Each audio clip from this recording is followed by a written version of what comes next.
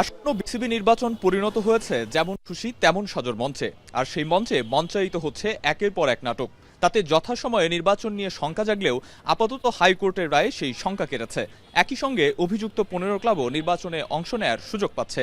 আগামীকালকে নির্বাচন হওয়াতে so far age relates to the first case, যেটা আপনার জেলা এবং বিভাগে যেই চিঠিটা নিয়ে প্রশ্ন করা হয়েছিল সেটা আর রয়েছে না। ইলেকশন উইল প্রসিড এবং ওই চিঠির কার্যকারিতাও কোনো এটা বহাল থাকবে।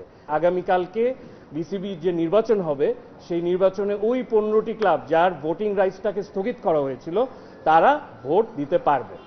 রায় পেয়ে তাৎক্ষণিক প্রতিক্রিয়া জানিয়েছেন মনোনয়ন প্রত্যাহারকারীদের একজন ও ঢাকা ক্লাব ক্রিকেট অ্যাসোসিয়েশনের সভাপতি রফিকুল ইসলাম বাবু। পাশাপাশি নির্বাচন পিছিয়ে দেয়া কিংবা নতুন তফসিল ঘোষণার জন্য প্রধান উপদেষ্টা বরাবর স্মারকলিপিও পাঠিয়েছেন তারা। যারা নির্বাচন থেকে আমাদের মনোনয়নপত্র প্রত্যাহার করেছি সেটার বিষয়ে একটা সুরাহা চাই। ডেফিনেটলি আমরা সময় চাই এবং পূর্ণ তফসিল ঘোষণা করার জন্য আবেদন করব। বিকালের ভিতরে আমরা এটা দিব, অফিসিয়াল বিবৃতি দিব ইনশাআল্লাহ। এদিকে নির্বাচন প্রক্রিয়ার শুরু থেকেই সংবাদ মাধ্যম এড়িয়ে চললেও মেয়াদের শেষ দিনে গণমাধ্যমের মুখোমুখি হয়েছেন বর্তমান সভাপতি আমিনুল ইসলাম বুলবুল ও নাজমুল আবেদিন ফাহিম।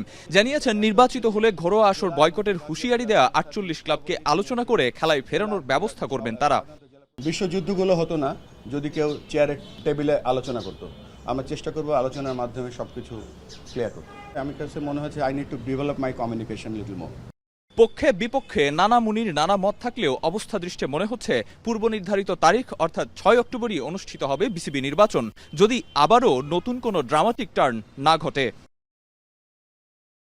আরিফুল ইসলাম সাহাব, এখন, ঢাকা।